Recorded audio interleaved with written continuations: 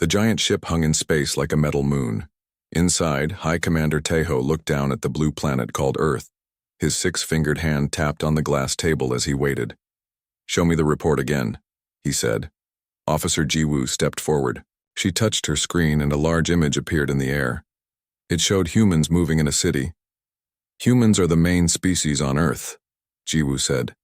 "They have basic technology, cars, planes, and simple computers. Their weapons use gunpowder and basic explosives. No energy weapons, no space travel beyond their moon." Tejo nodded. He had seen this all before. 73 times to be exact. 73 planets conquered by the Galactic Council. 73 species now serving as workers, soldiers, or test subjects. "And their defenses?" Tejo asked. "Weak," said Commander Do-hyun. He was in charge of all military actions. "They have no planetary shield. Their armies are divided into different countries.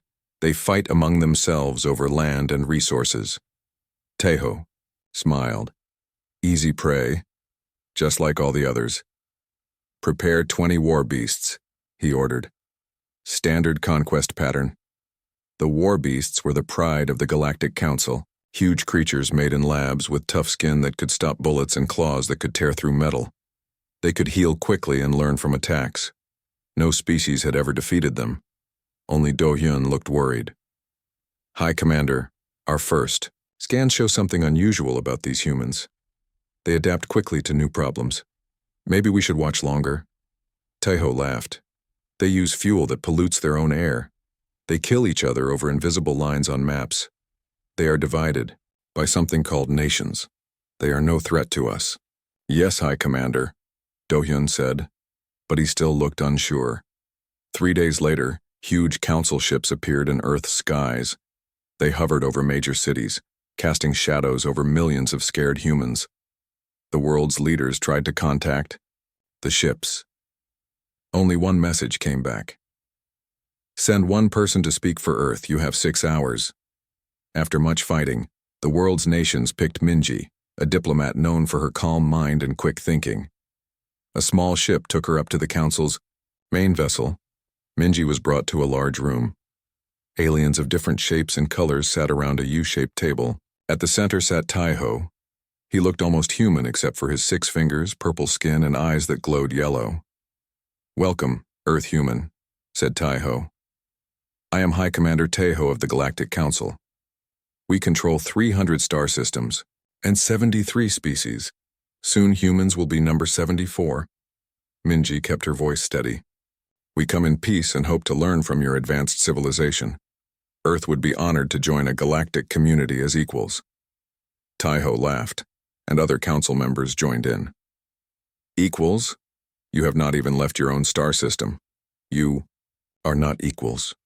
You are resources." Minji tried again. "Humans are quick learners.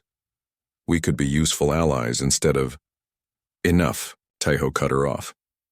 "You have 2 choices. 1, surrender now and serve the Council. Your people will live as workers. 2, resist and we will force you to surrender.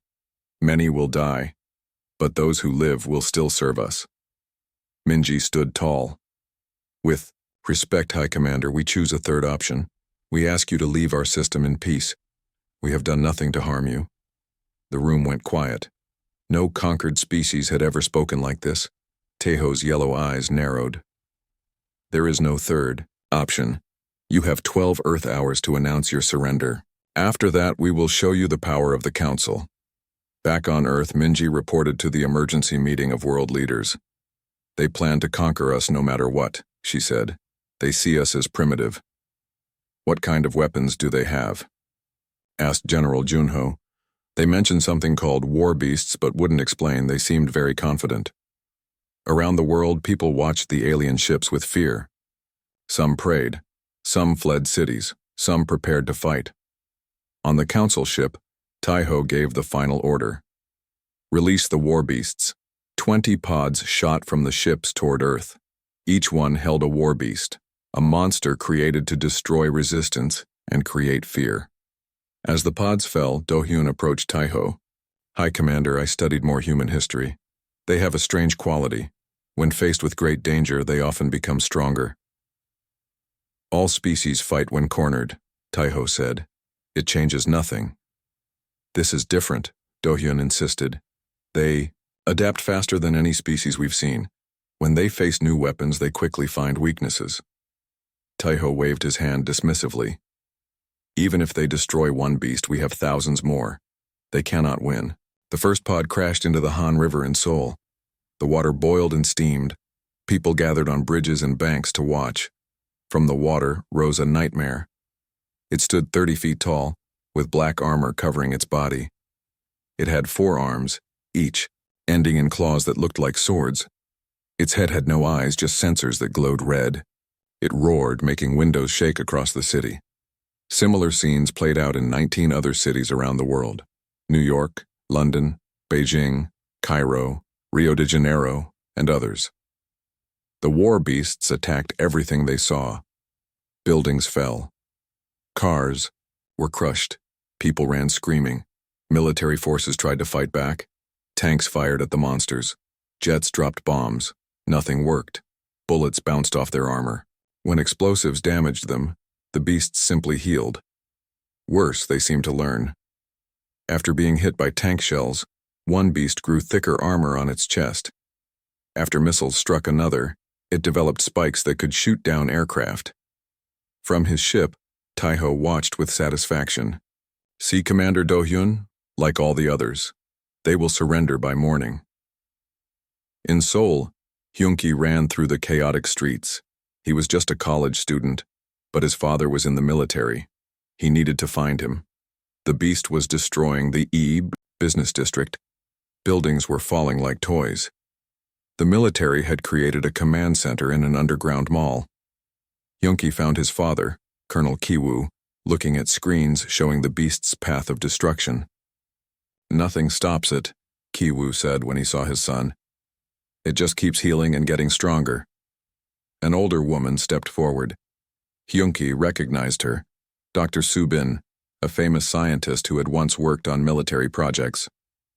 I've been watching the beast's patterns, she said. It adapts to each weapon used against it, but there's a delay. It can't adapt to attacks it hasn't experienced yet. What do you mean? Asked Ki-woo. Don't use the same weapon twice, Soo-bin explained. Hit it with everything different we have, one after another. Don't give it time to learn. Ki-woo looked doubtful but nodded. We have nothing to lose. He gave new orders. The military began a new strategy. First, tanks fired special shells that created intense heat. When the beast developed heat-resistant armor, they switched to liquid nitrogen weapons that froze parts of its body. When it adapted to cold, they used sonic weapons that created powerful sound waves. For the first time, the beast seemed confused. It couldn't adapt to attacks that kept changing. It's working, Hyun-ki said, watching the screens. But the beast was still dangerous. It smashed through a building, heading toward the underground mall. They needed to stop it completely. Soo-bin pointed to a map. The old subway tunnels. If we can lure it underground. Ki-woo nodded and gave more orders. Soldiers set up a path of destruction leading to the old tunnels. The beast followed, smashing through the entrance. Once it was inside, engineers collapsed the tunnels, burying the beast under thousands of tons of concrete and earth. On the council ship, alarms started blaring. High Commander, an officer called. We're getting strange readings from the war beasts. Taiho rushed to the screen. One beast signal had gone completely dark. Another showed major damage. A third was being contained by some kind of freezing technology. Impossible, he whispered. Do-hyun looked at the screens with wide eyes. They're not just fighting back, High Commander. They're winning. For the first time in his long career of conquests, Taiho felt a touch of fear. These humans, he said slowly, they may be more dangerous than we thought. 24 hours after the war beasts were released, High Commander Taiho called an emergency meeting. His face showed anger as he looked at the reports. 3 war beasts destroyed. 5 more trapped or damaged, he said, his voice low and dangerous. How is this possible? The room was silent. No one wanted to be the first to speak. Finally, Commander Do-hyun stepped forward. The humans are using different tactics for each beast, he said. In Seoul, they buried it under a collapsed tunnel. In New York, they lured it into a trap using sound waves that confused its sensors. In Cairo, they used a mix of chemicals to temporarily freeze its outer shell, then hit it with heavy explosives. Taeho slammed his six-fingered hand on the table. They are primitives. They should be begging for mercy by now. Scientist Jiwoo spoke quietly. The humans are sharing information across their planet. When one group finds a weakness, they tell others. They are working together. Taeho stood up and walked to the large window. Earth floated below, peaceful-looking from space. But on the surface, humans were fighting back harder than any species before them. "Send 30 more war beasts," Taeho ordered. "Improved models. I want these humans to understand who they are dealing with." Do-hyun looked worried. "Hi, Commander. Perhaps we should study them more before—" "Are you questioning my orders?" Taeho's eyes glowed with anger. Do-hyun lowered his head. "No, High Commander. On Earth, Yunki helped carry supplies to the new command center. The old one had been destroyed when the war beast got too close. Seoul was partly in ruins, but people were working together to fight back. His father, Colonel Kiwoo, was meeting with Dr. Subin and other military leaders. A woman Hyunki didn't know was also there. She wore a simple black suit, but everyone treated her with respect. "This is Minji," Kiwoo told Hyunki. "She spoke with the aliens." Minji nodded to Hyunki. "Your father says you helped trap the beast. Good work." Hyunki felt proud but also scared. "Will they send more?" "Yes," Minji said simply. "But now we know they can be beaten." Dr. Subin pointed to a screen showing data about the war beast they had trapped. "We've been studying it. The beast has amazing abilities to heal and adapt, but it has limits. It can only adapt to one type of attack at a time, and it needs a moment to change its body. Also," Minji added, "we've been in contact with other cities. Each beast is different, but they all have the same weakness. They can't handle multiple types of attacks at once." A soldier rushed in. "Colonel, our satellites show more objects entering the atmosphere, at least 30. Kiwoo's face hardened. "They're sending more beasts. Alert all command centers worldwide. Tell them what we've learned." In a research center outside Seoul, Dr. Yunseo carefully examined samples from the trapped war beast. She had been a biologist before the invasion. Now she was trying to understand alien life. "Amazing," she whispered, looking at cells under a microscope. "Their cells can change function almost instantly." Her assistant, June, looked nervous. "Can we find a way to kill them?" Yunseo shook her head. "Killing isn't always the answer. Understanding is better." She pointed to the screen. "Look, their cells communicate using specific frequencies, like a radio." June frowned. So, Yunseo said with growing excitement, "If we can find the right frequency, we might be able to confuse them, maybe even control them." The building shook. Outside, people were shouting. "They're back," June said, looking out the window. In the distance, a new war beast was moving toward the city. This one was even bigger than the first. It had 6 arms instead of 4, and its armor looked thicker. "Get all our data to the command center," Yunseo said. "I have an idea." On the council ship, Taeho watched the new war beasts attack Earth. These were advanced models, stronger and faster than the first wave. "Now they will learn," he said, smiling. But his smile faded as reports came in. The humans were better prepared this time. They hit each beast with multiple weapons at once. When one beast adapted to heat, they immediately switched to cold, then to sound, then to chemicals. Do-hyun pointed to a screen showing a beast in what humans called London. It was surrounded by small vehicles that fired different weapons in a perfectly timed sequence. "They're coordinating their attacks," he said, "working together across their entire planet." Jiwoo checked her data. "We've lost 7 of the new beasts already, and 3 more are showing unusual behavior." "What do you mean, unusual?" Taeho demanded. Jiwoo looked confused. "They've stopped attacking. They're just standing still." In Seoul, Hyunki watched as Dr. Yunseo worked with military engineers. They had built a large device on top of a truck. It looked like a satellite dish connected to many computers. "What does it do?" Hyunki asked. "It sends out a signal," Yunseo explained. "The same frequency the beasts use to communicate with their cells. We're trying to confuse it." Colonel Kiwoo directed soldiers to protect the truck as it moved closer to the new beast. The monster was tearing through a shopping district, destroying everything in its path. "Now," Yunseo shouted. The dish powered up with a loud hum. Nothing seemed to happen at first. Then the beast stopped moving. It stood completely still like a statue. "It's working," Yunseo said. "The signal is blocking its control system." Yunki couldn't believe it. Just days ago, these aliens had seemed unstoppable. Now humans were finding ways to fight back. "Can we use this against all of them?" Kiwoo asked. "I think so," Yunseo said. "Each beast uses slightly different frequencies, but the pattern is the same. We can share this technology with other cities." Minji, who had been watching quietly, stepped forward. "We need to do more than just stop them. We need to send a message to the aliens." "What kind of message?" Hyunki asked. Minji's eyes were determined. That humans are not easy prey. Back on the council ship, chaos was growing. 10 more war beasts had stopped responding. 5 had been destroyed. "High Commander," an officer called. "We're detecting strange signals coming from Earth. They're using our own control frequencies."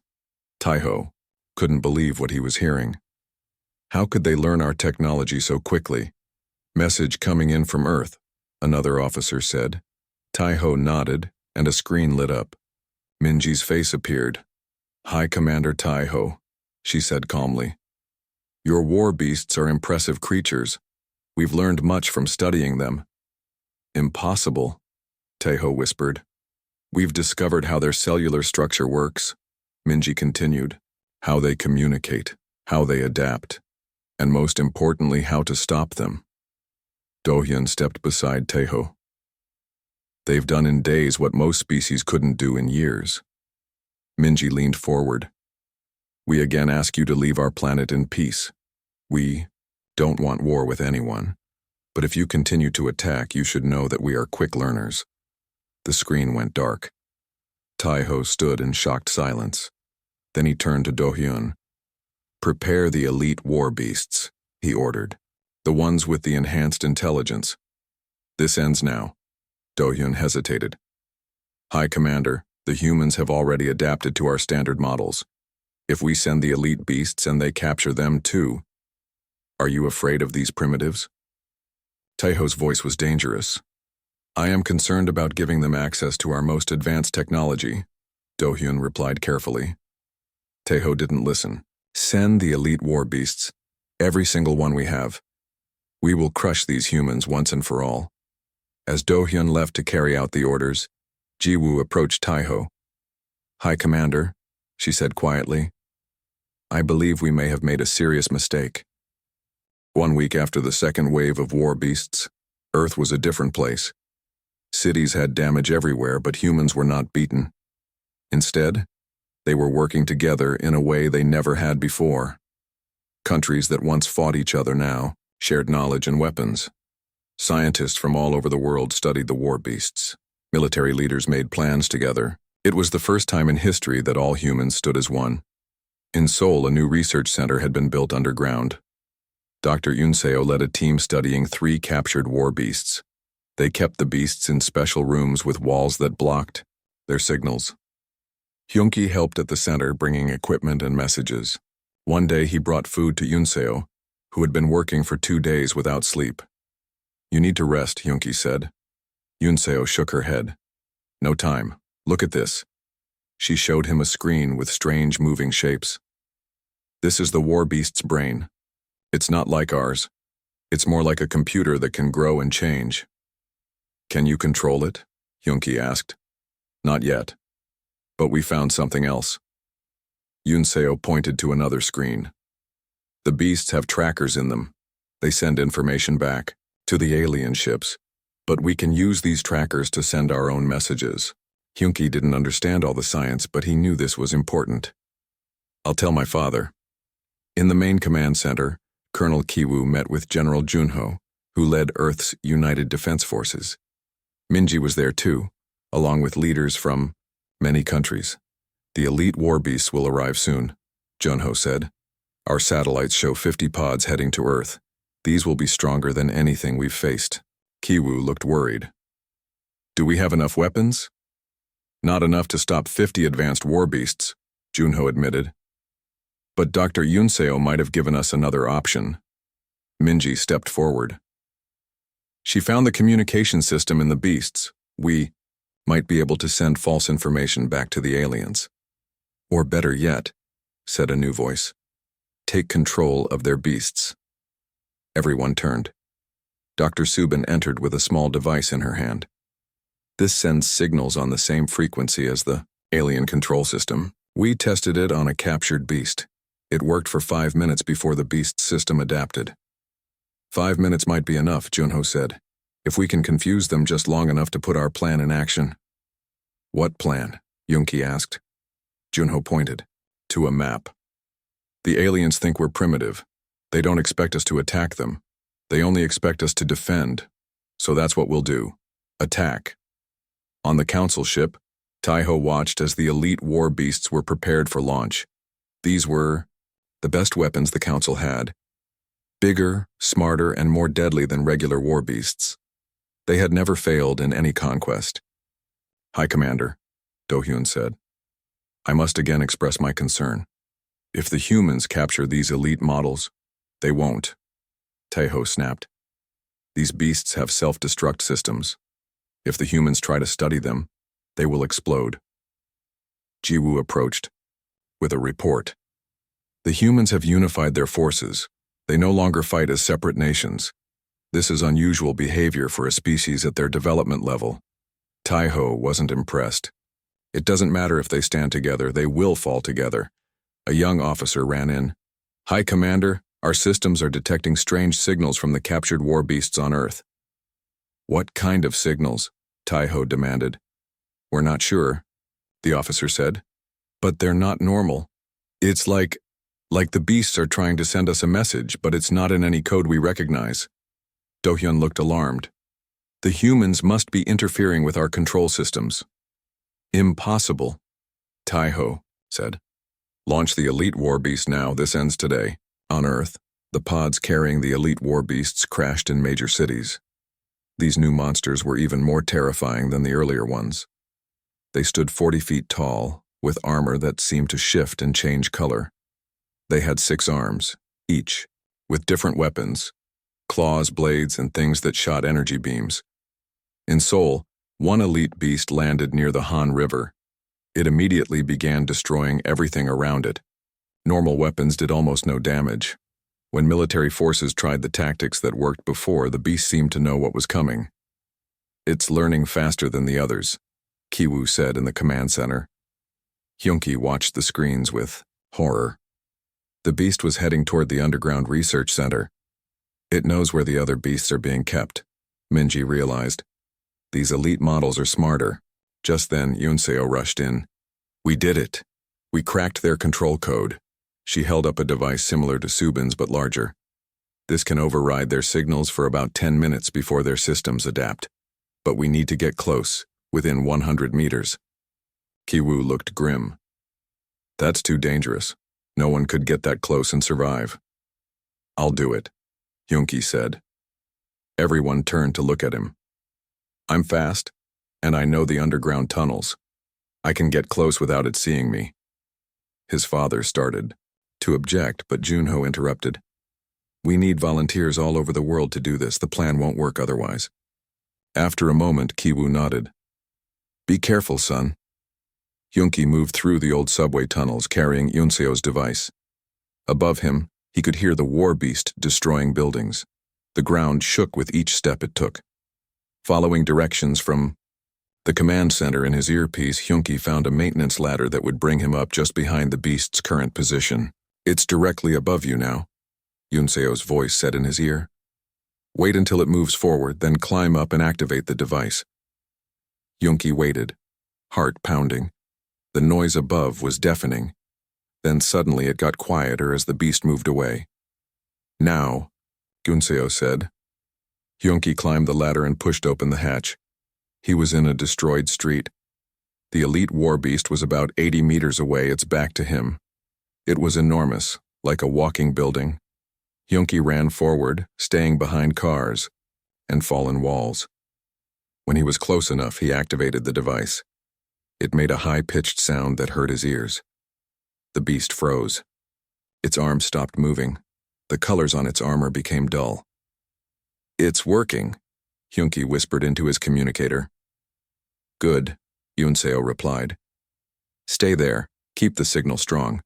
Teams worldwide are doing the same thing." For 5 tense minutes, Hyunki kept the device pointed at the beast. Then something amazing happened. The beast turned around, but instead of attacking, it looked up at the sky toward the alien ships. "The next phase is starting," Yunseo said. "Get to safety now." Hyunki ran back to the tunnel entrance. As he climbed down, he saw the beast begin to move again. But this time it was following a new set of orders.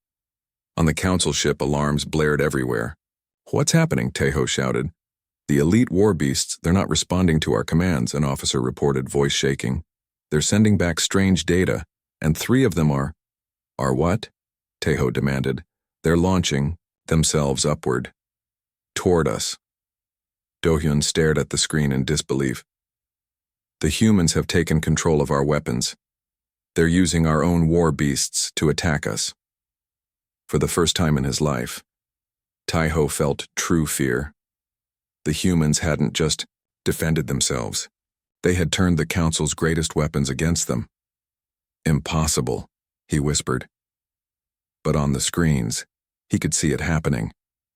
War beasts leaping with incredible force, using their powerful legs to launch themselves into the sky, toward the Council ships. Jiwoo looked at Taeho with fear in her eyes. "High Commander, what have we done?" Chaos filled the Council ship as screens showed elite war beasts leaping toward them. 3 beasts had already reached smaller Council ships, tearing through their outer hulls. "Impossible," Taeho shouted. "How are they jumping so high?" Jiwoo checked her data. "The humans modified the muscle systems. They increased power to the leg muscles by taking energy from other functions." "Activate the self-destruct systems," Taeho ordered. "Blow up all the war beasts." An officer tried but shook his head. "The commands aren't working. The humans changed the control codes." Do-hyun stepped forward. "We must leave Earth now. The humans are more dangerous than we thought." "No." Taeho's eyes glowed with anger. "I have never failed a conquest. I will not run from primitives." Suddenly the ship shook violently. Alarms blared louder. "War beast on level 3!" someone shouted. "It's inside the main ship." On Earth, Hyunki returned to the command center. Everyone was watching large screens showing the battle in space. Dr. Yunseo had connected their systems to the eyes of the controlled war beasts, letting them see what was happening on the alien ships. "It's working," General Junho said. "The beasts are creating chaos just as we planned." Minji pointed to one screen. "That's the main ship, the largest one. That's where Taeho will be." Yunseo typed rapidly on her computer. "I'm sending new commands. To the beasts. Focus on the main ship." On the screens, they watched as 5 war beasts changed direction, all heading toward the largest alien ship. Colonel Kiwoo looked worried. "How long can we control them?" "Not much longer," Yunseo admitted. "Their systems are adapting. We have maybe 10 more minutes." "That should be enough," Junho said. "We don't need to win in space. We just need to hurt them enough to make them think twice about staying." Hyunki watched the screens with mixed feelings. He was proud of what humans had done, fighting back against advanced aliens. But he also felt sad about the violence. "Is there no way to end this peacefully?" he asked. Minji put a hand on his shoulder. "That's why we're not trying to destroy their entire fleet. We just want to show them that conquering Earth will cost too much. Sometimes the only language bullies understand is strength." On the council ship, Taeho ordered all defense systems activated. Soldiers in armor rushed through hallways, weapons ready. But they weren't prepared for what they faced. The war beasts were designed to destroy buildings and attack ground forces. In the tight spaces of a spaceship, they were even more deadly. Their huge arms smashed through walls, Their armor protected them from energy weapons, and worst of all, they seemed to be working together with purpose.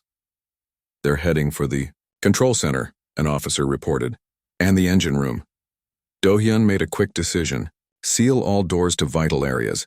Evacuate non-combat personnel to escape pods. "I gave no such order," Tae-ho shouted. "With respect, High Commander, we must protect our people."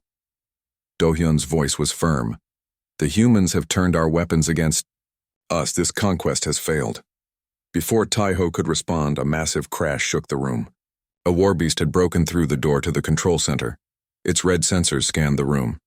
Then it moved directly toward Tae-ho. On Earth, everyone in the command center gasped as they saw through the beast's eyes.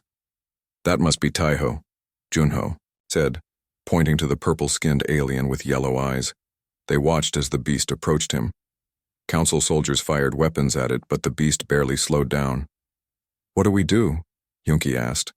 "Should we make it kill him?" Minji shook her head. "No, we're not like them. We don't need to kill to make our point." She took the control device from Yoon-seo and entered new commands. On the screen, they saw the beast stop just in front of Tae-ho. It didn't attack. It just stood there, staring at him with its sensor eyes. "Send the message," Minji said. Yoon-seo pressed a button and words appeared on the screen, transmitted through the beast's communication system. "This ends now. Leave Earth or face worse." On the council ship, Tae-ho stood frozen as the war beast loomed over him. He expected to die. Instead, words appeared on a screen on the beast's chest.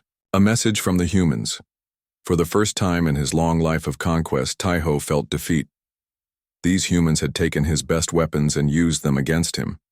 They had unified their entire planet in days. They had learned alien technology and improved it. And now they were showing mercy. Do-hyun stood beside him. "High Commander, we must retreat. The humans have proved themselves too advanced for standard conquest." Tae-ho couldn't speak. He just nodded. Do-hyun gave orders to all ships. "Full retreat. Leave Earth system immediately." As the Council forces prepared to flee, the war beasts stopped attacking. They just stood watching, like silent guards making sure the aliens left. In the command center, cheers erupted as they saw the alien ships, turning away from Earth. "They're leaving," Kiwoo shouted. Yoon-seo looked at her screen with concern. "The control signal is failing. We're losing the beasts one by one." On the screens, they watched as the war beasts on the alien ship stopped moving. Some fell over. Others just stood frozen in place. "It doesn't matter now," Junho said. "We did what we needed to do." Hyunki looked at Minji. "Why didn't you make the beast kill Tae-ho? He tried to conquer us. He sent monsters to destroy our cities." Minji smiled sadly. "Because that's what makes us different from them. We fight to protect, not to conquer. And we don't kill when we don't have to." Yoon-seo's computer beeped. "We're getting one last transmission from the war beast in the control room before we lose the signal completely." Everyone gathered around to watch. Through the beast's eyes, they saw Tae-ho talking to other council members. Though they couldn't hear the words, they could see the fear and respect on alien faces. "They're afraid of us now," Junho said. "Good," Kiwoo nodded. "Maybe they'll think twice before attacking another planet." The screen went black as they lost the signal completely. "What happens now?" Hyunki asked. Minji looked out the window at the damaged city. "We rebuild. We learn from their technology, and we prepare." "Prepare for what?" Hyunki asked. "For whatever comes next," Minji replied. "We're not alone in the universe, and now the galaxy knows about us." Yoon-seo picked up a small piece of war beast technology. "The council made a big mistake. They thought we were primitive because we don't have their technology. But technology isn't what makes a species advanced." "What does then?" Hyunki asked. "How quickly they can learn," Yoon-seo said. "How well they work together. And how wisely they use power once they have it." Outside the window, the alien ships were becoming small dots in the sky as they fled Earth. The first battle between humans and aliens was over, and humans had won. But everyone in the room knew this was just the beginning. 6 months had passed since the alien ships left Earth. The world had changed in many ways. Cities damaged by war beasts were being rebuilt, but they looked different now. New buildings had stronger walls and special shelters underground. Parks had hidden weapon systems. Earth was preparing for the future. More importantly, humans were working together like never before. Countries that once fought each other now shared knowledge and resources. A new global council called United Earth made decisions for the whole planet. At the center of this new world was the Space Defense Agency. It was built in Seoul, near where the first war beast had attacked. This is where humans studied alien technology and planned how to protect Earth. Yoonki now worked at the agency as an assistant to Dr. Yoon Seo. His job was to help test new devices made from war beast parts. Today, they were testing a communication system that might be able to reach other star systems. "Do you think they'll come back?" Yoonki asked Yoon Seo as they worked. She adjusted something on the device. "The council, maybe. But they know we're not easy targets anymore. That will make them think twice." Minji entered the lab. She now led Earth's diplomatic team, preparing for possible future contact with aliens. "How's the new system coming?" she asked. "Almost ready," Yoon Seo said. "With this, we might be able to listen to communications between alien worlds. Maybe even send our own messages someday." Minji nodded. "Good. The more we know about what's happening out there, the safer we'll be." Hyunki looked at the piece of war beast technology in his hands. "It's strange, these things nearly destroyed our world. Now we're using them to protect ourselves." "That's what humans do," Minji said. "We learn and adapt, even from our enemies." Far across the galaxy on the Council homeworld, a special meeting was taking place. The Great Chamber was filled with representatives from all Council species.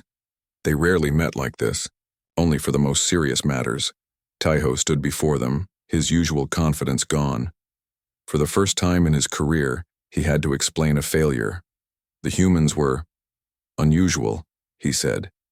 "They adapted to our war beasts faster than any species we've encountered. They learned our technology and used it against us." An elder council member spoke. "You lost 50 elite war beasts, our best weapons. How could this happen?" Do-hyun stepped forward. "May I speak?" "When given permission," he continued, "I studied human history during our retreat. Their entire development has been marked by rapid adaptation. When faced with new challenges, they innovate quickly." He showed images of Earth history, humans creating new tools, machines, and weapons over a short time. Most species take thousands of years to develop, from stone tools to space travel, Do-hyun explained. Humans did it in less than 10,000 years. Their rate of progress is accelerating. A scientist named Jisoo joined the discussion. She had replaced Jiwoo, who was demoted after the Earth failure. "We recovered data from the elite war beasts before they were lost," she said. "The humans didn't just control them, they improved them. They made the muscle systems more efficient. They enhanced the communication systems." The chamber grew quiet as everyone considered what this meant. A species that could take council technology and make it better was a serious concern. Taiho tried to save his position. "We can still conquer Earth. With a larger force?" "No," said the head elder, interrupting him. "We will not attack Earth again. Not now." The elder turned to Do-hyun. "You warned about the humans from the beginning. You will now replace Taiho as High Commander." Taiho's eyes widened with shock. "But I have led 73 successful conquests and one catastrophic failure," the elder replied. "A failure that gave advanced technology to a dangerous species. Back on Earth, a breakthrough came at the Space Defense Agency. The communication system was working. It could pick up signals from distant stars. We're getting something," Yoon Seo said excitedly. Minji, General Junho, and other leaders gathered around as Yoon Seo tuned the device. Strange sounds filled the room, then cleared into voices speaking an alien language. "The translator is working on it," Yoon Seo said. After a moment, Words appeared on a screen. New policy regarding Sol 3, known to natives as Earth, the translation read. All Council forces are forbidden from approaching this system. The species called humans are classified as extremely dangerous. They show unprecedented ability to adapt to and improve upon advanced technology. Minji looked at Junho with surprise. They're afraid of us. The message continued. The failure of High Commander Taiho's conquest attempt has revealed a significant threat. If humans were to gain access to further Council technology, they could become a rival power within a century. For now, containment is our best strategy. Yunseo turned off the device. Well, that's interesting. They're planning to leave us alone. For now, Junho pointed out. But they called us a threat. They'll be watching us. Yonki looked troubled. So we're just going to wait here wondering if they'll change their minds someday? Minji shook her head. No, we're going to build, learn, prepare, and someday we'll go out there ourselves. 3 years later, Yonki stood on the observation deck of Earth's first real starship. It wasn't very big and it couldn't go faster than light yet, but it could reach Mars in days instead of months. The ship's engines used technology learned from war beasts. Its communication systems were based on Council designs, but humans had improved everything, making it better and more efficient. Minji stood beside him, now the leader of Earth's first contact team. Ready for our first mission? Hyunki nodded. Mars first, then the outer planets. And someday the stars. Minji finished his sentence. But not to conquer, to explore, to learn, to make friends when possible. And to defend ourselves when necessary, added General Junho, who had joined them. The galaxy is bigger and more dangerous than we ever imagined, but we've shown we can handle it. Through the window, they could see Earth growing smaller as the ship gained speed. The blue planet looked peaceful from space. No one would guess that just 3 years ago it had faced alien monsters and won. In a distant part of the galaxy, news spread from world to world. Some of it was official Council warnings about Earth. Other parts were secret messages passed between conquered species. Have you heard about the humans? They whispered. They defeated the Council's war beasts. They turned the beasts against their masters. For 73 conquered worlds, the story of Earth brought something they hadn't felt in ages: hope. On one such world, a resistance leader spoke to her people. If humans could fight back, so can we. They've shown the Council isn't invincible. Across the galaxy, a new message was spreading. Beware the humans. They learn quickly. They turn your weapons against you. But for the conquered worlds, there was a different message. Look to the humans. They may become the allies we've waited for. And as Earth's small ship headed toward Mars, carrying humans beyond their world for the first time, the galaxy watched. The species that had defeated the mighty war beasts was taking its first steps into space. No one knew what would happen next, but everyone agreed on one thing. The Council's attempt to conquer Earth was the biggest blunder in galactic history, and it was only the beginning of humanity's story among the stars.